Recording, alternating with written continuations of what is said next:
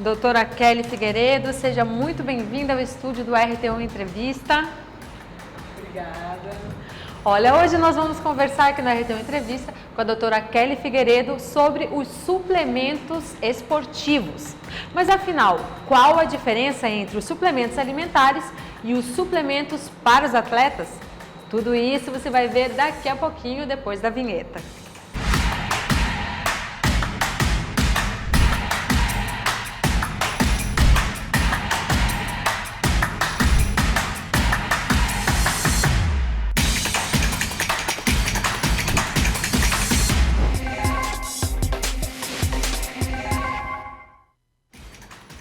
O consumo de suplementos alimentares está cada vez mais comum no dia a dia dos atletas e são utilizados com vários objetivos como ganho de massa magra, perda de gordura e melhor desempenho. Mas nem sempre as pessoas que fazem uso de suplementos alimentares estão sob o acompanhamento de um profissional. E é sobre isso que nós vamos conversar com a doutora Kelly Figueiredo, que é nutricionista e veio aqui para tirar todas as dúvidas sobre esse tema. Tudo bem, doutora? Seja muito bem-vinda. Tudo bem, obrigada pelo convite, Michele, obrigada a todos. Realmente, existe uma diferença na suplementação alimentar para a esportiva. A suplementação alimentar, ela chegou para poder repor aqueles nutrientes que muitos pacientes chegam com queixas de cansaço, queda de cabelo, fraqueza nas unhas, entre outros fatores. E a suplementação esportiva, ela veio justamente para atender o objetivo, além de cada tipo de atleta, também para atender o objetivo de massa magra, também para repor parte proteica ou dar uma metabolizada no organismo do paciente. Essa é a diferença da suplementação alimentar para a esportiva. Agora, doutora, é muito comum as pessoas, por exemplo, a gente chega numa academia e a primeira coisa que a gente pensa ou pede opinião, às vezes do personal trainer ou do instrutor ou do colega de equipamento ali, sobre um suplemento, né? E acaba usando o que a outra pessoa usa, mas nem sempre o que é bom para o colega vai ser bom para a gente também, né, doutora? Como proceder nessa situação? Como que a gente vai saber qual é o ideal para a gente? Realmente, não tem como não começar através de uma procura profissional com o nutricionista, né? Porque apesar dos profissionais de academia terem um certo conhecimento, mas eu costumo falar que cada pessoa ela é individual, né? Você pode ter uma diabetes, você pode ter uma hipertensão. Então, por exemplo, um suplemento termogênico jamais para uma pessoa com taquicardia, uma pessoa que tem crises de ansiedade, porque insônia. Por quê? Porque a tendência é deixar essa pessoa em alerta.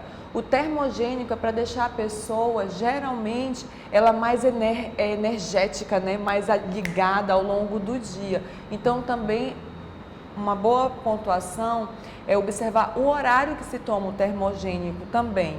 Por quê? Porque como dependendo da marca, dependendo da qualidade, tem alguns tipos de suplementos com cafeína que eles devem, por exemplo, estar sendo tomados, ingeridos logo pela manhã. Por quê? Porque você tem um dia todo aí de uma jornada de trabalho, alguns é faculdade, trabalho, pega criança, aí ou então arruma a casa, cada um tem o seu tipo de atividade, para justamente quando chegar à noite não interferir na parte do sono também.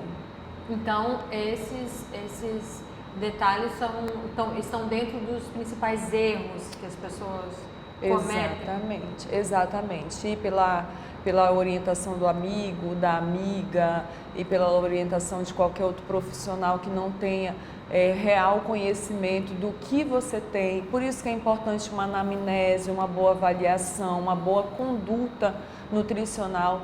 E falando em conduta nutricional, é muito importante pautar nesse momento a alimentação. Não adianta só suplementar, seja o alimentar ou esportivo, se você não tem um equilíbrio com a alimentação. Sozinha a alimentação ou sozinha a suplementação não faz efeito. Tem que ser os dois caminhando juntos. É que nem modular intestino, prisão de ventre, tem que ser fibras e água. Não adianta só fibras, menos água, e não adianta muita água e pouca fibra. Você não vê resultado. Tem que ser os dois caminhando juntos. E geralmente é isso que acontece, né, doutora? A pessoa começa a tomar o suplemento e quer que aconteça um milagre ali sem mudar os hábitos, né, alimentares. E aí vai dar ruim, como disse, né, doutora? Dá ruim mesmo, porque exige mudança na rotina, como qualidade de sono. O sono também, ele repara muito, né, os nossos hormônios. É à noite que é produzido tanto os hormônios femininos como masculino. E também é produzida melatonina, como a gente fala. Então não adianta você fazer uma reposição de um suplemento de melatonina se você fica até a tarde com o celular ligado, com aquela luz entrando nos seus olhos. Não adianta você suplementar melatonina, exemplo, né? Se você não faz uma boa gestão de água, se você não tem uma boa alimentação. Então tudo é um contexto. Eu costumo falar que não é só o alface que emagrece e não é uma fatia de bolo de chocolate que vai te engordar.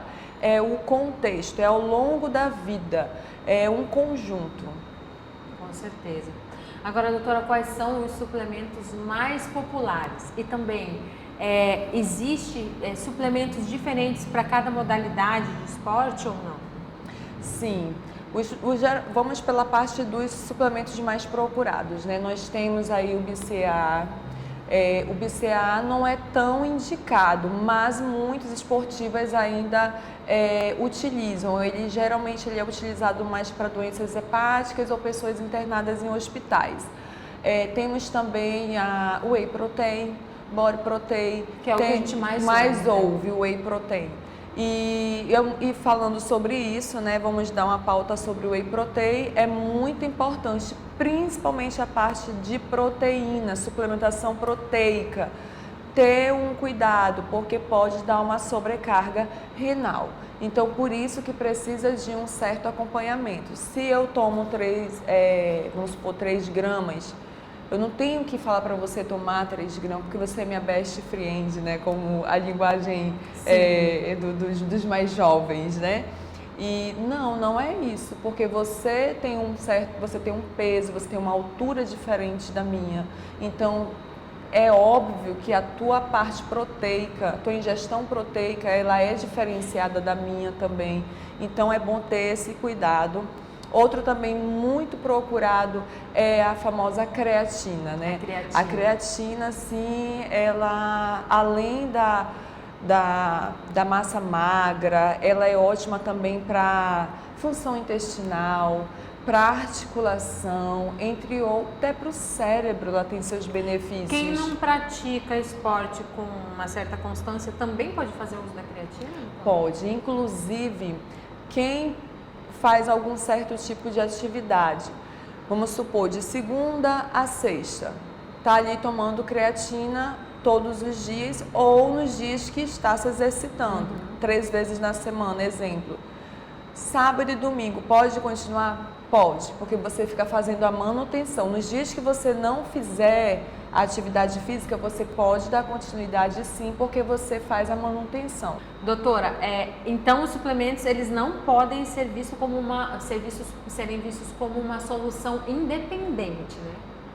Isso, nem o suplemento, nem alimentar, nem o esportivo, nenhum tipo deve ser visto dessa maneira, né? Reforçando, eu sou um tipo de pessoa, você é um tipo de pessoa, a Michelle é outro, cada um tem um metabolismo diferente, cada um tem um histórico de vida diferente. Eu tenho a minha história de vida, como eu fui criada, você tem a sua, a Michelle também tem a dela. Então, por isso é muito importante respeitar a individualidade de cada paciente que se encontra diante da gente. A mesma coisa é como eu estava conversando com a Michelle antes de entrarmos, a gente pode comer a mesma macaxeira, mas jamais vai ser a mesma porção, porque ela tem a porção ideal para ela e eu tenho a minha, então não tem como ser a mesma quantidade. Agora, doutora, antes de iniciar a entrevista, a gente estava conversando, a doutora contou uma situação de uma paciente que achei interessante. Essa paciente, ela é uma corredora, né, doutora? Conte pra gente rapidinho essa... Isso, ela é uma corredora e só que ela costuma fazer essa corrida dela 5 horas da manhã e ela tem ânsia quando ela vai tomar café da manhã. Então, ao pesquisar o que fazer para ela, o que passar, prescrever para ela, eu descobri que o suco verde com beterraba, principalmente a beterraba, seria o ideal. Por quê? Porque a beterraba ela tem o nitrato e o nitrato dá essa energia que ela também se queixava, o excesso do cansaço. Mesmo ela fazendo essa atividade todos os dias, ela tendo uma boa alimentação, ela sentia esse cansaço também. Na situação dela, a gente acabou descobrindo os benefícios da beterraba, a energia que ela dá, a vasodilatação também, e também ela é muito boa para quem é hipertenso. Inclusive, a doutora trouxe uma dica muito bacana que a gente vai colocar aí para você acompanhar, dá tempo de anotar, de um suco, né, doutora? Como é o nome do suco? Suco verde pré-treino, tem 3 sabores para vocês estarem fazendo, eu espero que vocês gostem. E esse suco a pessoa toma, no caso, antes de treinar? Isso, antes de treinar. Pode estar tomando, né, fazendo a ingestão no mínimo até 30 minutos, 40 minutos antes de praticar atividade física. Ótimo, doutora. Tem alguma dica aqui, alguma coisa que a gente não citou, que a senhora acha relevante ainda a gente falar sobre esses suplementos, os cuidados que as pessoas não podem deixar de ter? Bom, dentre tudo que a gente falou, o que eu quero deixar aqui é realmente se analise, não vá pela cabeça de todo mundo, você não é todo mundo, você é uma pessoa individualizada, você tem um certo tipo de alimentação, principalmente os jovens, os adolescentes que estão naquela fase da puberdade, cuidado também vocês mesmos, por conta própria, suplementarem, vocês correm o risco também, dependendo do que for, de ter piora de acne, ter um ataque cardíaco. Então, assim, busquem a ajuda de um profissional capacitado. Ótimo, doutora, muito obrigada, eu agradeço imensamente, foi muito bom. Tinha muita coisa que eu tinha dúvida e foi esclarecida agora. Tá ótimo, eu que agradeço a todos pelo convite, pela oportunidade, espero que tenham gostado. E que a senhora venha mais vezes aqui. Opa, gostei do convite, estarei aqui. Olha, muito obrigada a você também que nos acompanhou. Se você gostou do nosso conteúdo, curta, comente, compartilhe e inscreva-se no nosso canal Real Time 1 Play. Até a próxima!